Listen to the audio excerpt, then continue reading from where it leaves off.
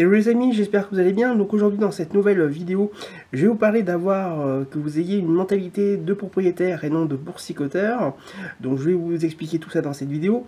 Mais avant, si c'est pas déjà fait, je vous rappelle que vous pouvez recevoir gratuitement ma sélection de livres sur l'indépendance financière en cliquant sur le bandeau qui apparaît sur la vidéo. Donc effectivement, aujourd'hui, je vais vous expliquer pourquoi il faut que vous ayez une mentalité de propriétaire et non de boursicoteur. C'est tout simplement, quand on achète une action en bourse, notre objectif, en fait, c'est que sa valeur augmente pour, pourquoi pas, la revendre dans le futur et faire une plus-value à ce moment-là. Mais des fois, il nous arrive de penser la même chose, mais quand le cours de l'action chute. Et oui, généralement, souvent, les boursicoteurs, quand une action chute, et qui sont propriétaires d'une action qui chute, ils se disent souvent, oui, mais là, si ça baisse encore, c'est une catastrophe, je ferais peut-être mieux de la revendre.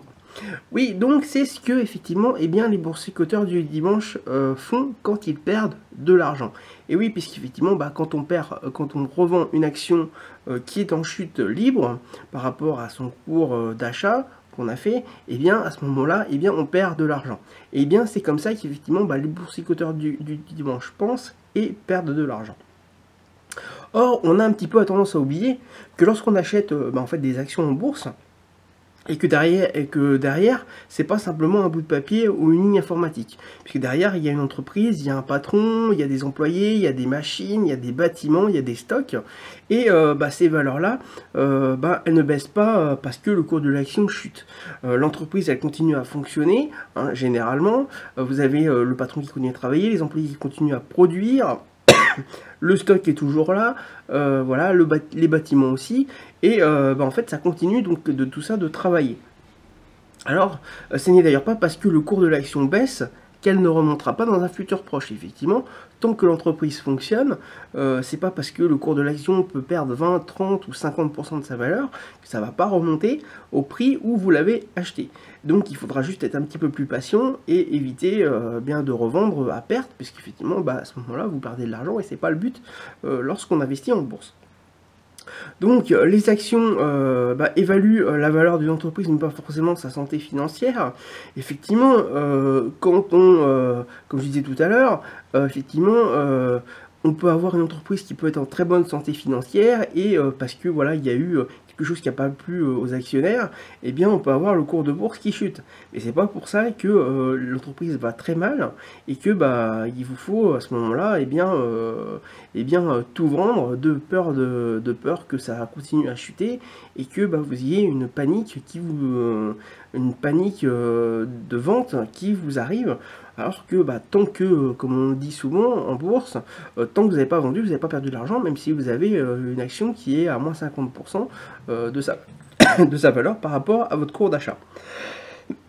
Donc pour avoir la certitude que l'entreprise est en bonne santé financière ou éventuellement en mauvaise santé financière, mais en tout cas pour que vous sachiez dans quelle santé financière elle est, il vous faut analyser l'entreprise, mais vous pouvez déjà, avant de le faire, ou si vous avez un petit peu la flemme de le faire, vous n'avez pas le temps de le faire dans le moment présent qui arrive parce que vous êtes stressé par rapport à la baisse des cours, vous pouvez déjà suivre les activités de l'entreprise pour savoir ce qui se passe. Effectivement, chez votre courtier, vous allez avoir les actualités de l'entreprise dont vous êtes actionnaire.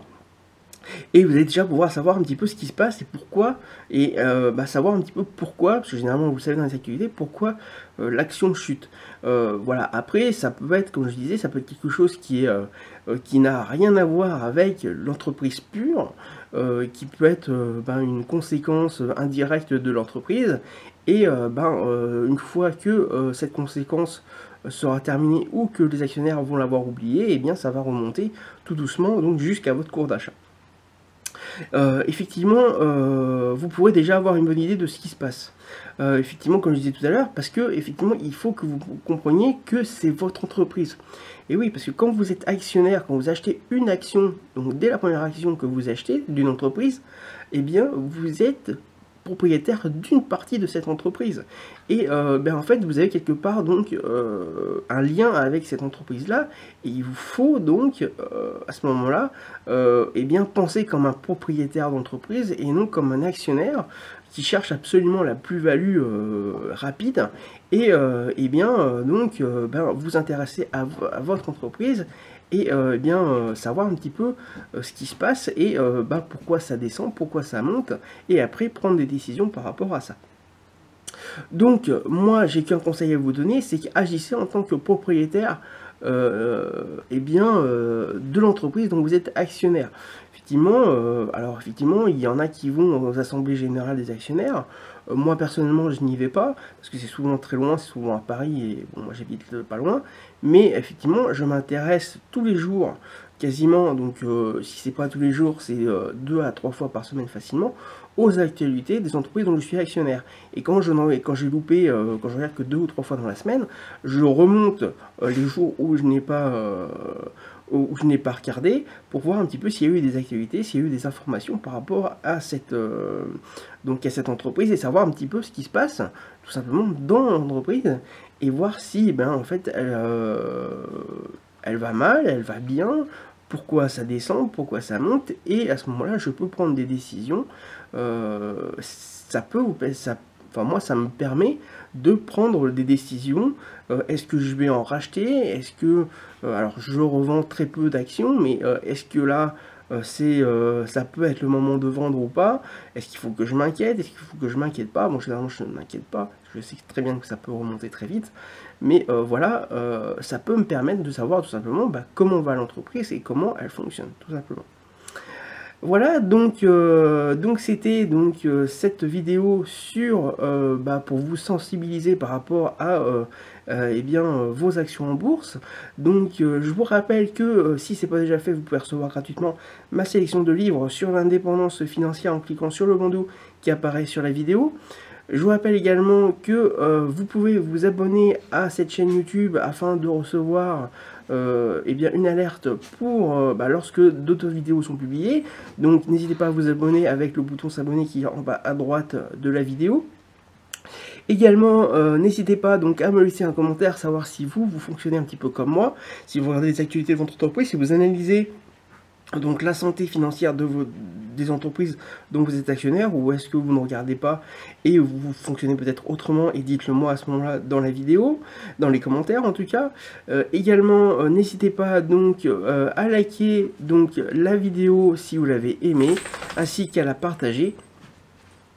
Afin qu'un maximum de monde puisse être sensibilisé donc à pas faire n'importe quoi lorsque le cours d'une action chute. Voilà, écoutez, je vous dis à très bientôt pour une prochaine vidéo.